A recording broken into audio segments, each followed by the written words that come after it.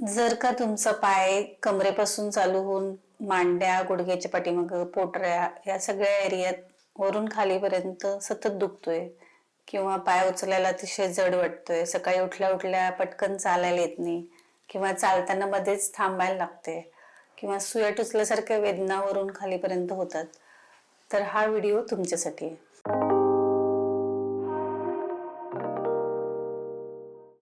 नमस्कार, मी वैद्य स्वाती यादव कल्याणी आयुर्वेद पुणे या चॅनलमध्ये आपलं स्वागत करते.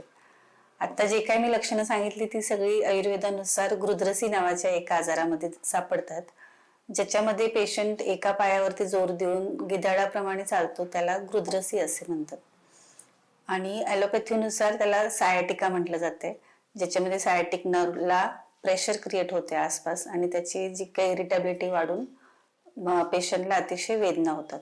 म्हणजे आयुर्वेदानुसार वात वाढण्याची सगळी कारणं ही वाताची गृध्रसीसाठी रिस्पॉन्सिबल आहेत, जसं की भरपूर प्रवास करणे, जागरण करणे किंवा कोरडा आहार जास्त घेणे, फार वेळ एका ठिकाणी उभं राहणे, अंगाला तेल वगैरे कधीही न लावणे, या सगळ्या कारणांनी जेव्हा वात वाढतोय तेव्हा वाताची गृध्रसीची लक्षणं दिसतात.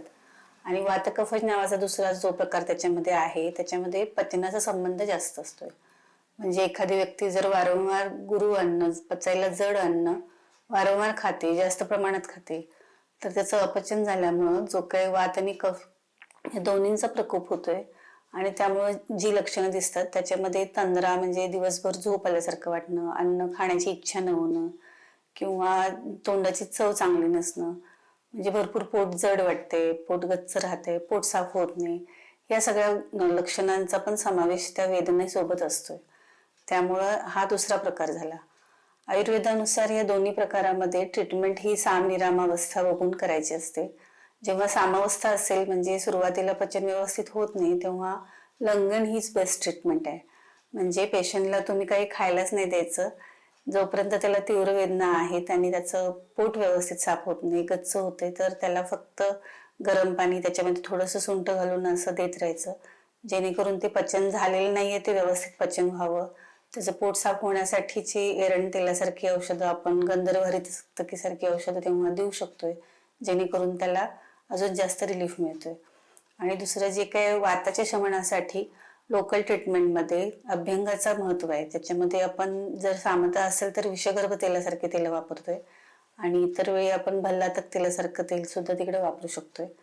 पण हे म्हणजे वैद्य ठरवेल की तुमची अवस्था कुठली आहे. त्यासाठी कुठल्याही जवळच्या वैद्याला भेटूनच तुम्ही प्रॉपर ट्रीटमेंट घेणं त्याच्यावर अपेक्षित आहे. हे मी तुम्हाला मोघम सांगतेय थोडं की आयुर्वेदात प्रॉपर काय ट्रीटमेंट केली जाते. तर त्याच्यामध्ये पचनासाठीची सगळ्या गोष्टी कराव्या लागतात. दीपन पाचन औषधं द्यावी लागतात, पोट साफ होण्यासाठीच औषध द्यायला लागते आणि मग पंचकर्मामधले जे काही बस्ती आहेत ते बस्ती जे काही पुराण मल आतमध्ये साठलेले आहेत तो शोधन केल्यानंतर प्रॉपर वाताची क्रिया चालू झाल्यानंतर वेदना कमी होतात.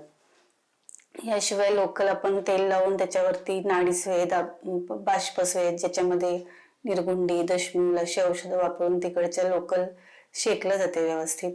आणि जेव्हा तीव्र वेदना असतात तेव्हा तिकडं दहन कर्माची पण सांगितलंय, म्हणजे तिकडे चटका देणं. आणि हे पण अर्थात घरी नाही करायचे, वैद्याला भेटूनच करायचंय. इंटरनल मेडिसिनमध्ये त्रिफळा गुगुळ सारखी औषधं, समीर पन्नग सारखी औषधं चांगले रिझल्ट देतात. आणि याच्यासोबत पण तुम्ही जे काही खाताय त्याला पण इम्पॉर्टन्स आहे.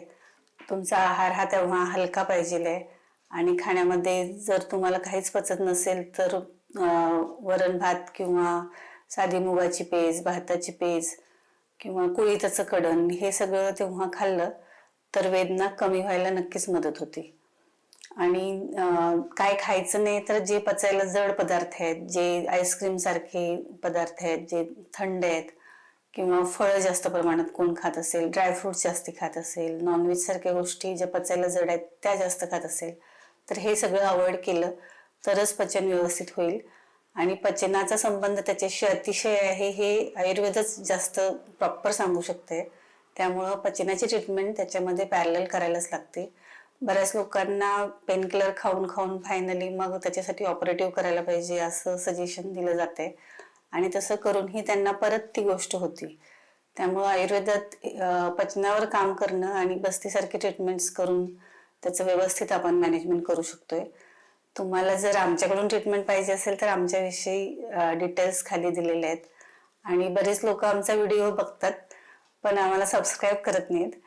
तर तुम्ही हा व्हिडिओ बघितल्यानंतर जरूर आमच्या चॅनलला सबस्क्राईब करा. तुम्हाला ही माहिती आवडली तर तुमच्या प्रियजनांशी शेअर करा. तुमच्या ज्या काय प्रिय व्यक्तींना हे शेअर करा माहिती. तुम्हाला याविषयी काय अनुभव असेल तर आम्हाला कमेंटमध्ये नक्की शेअर करा. आणि आमचा व्हिडिओ आवडला तर लाईक करा.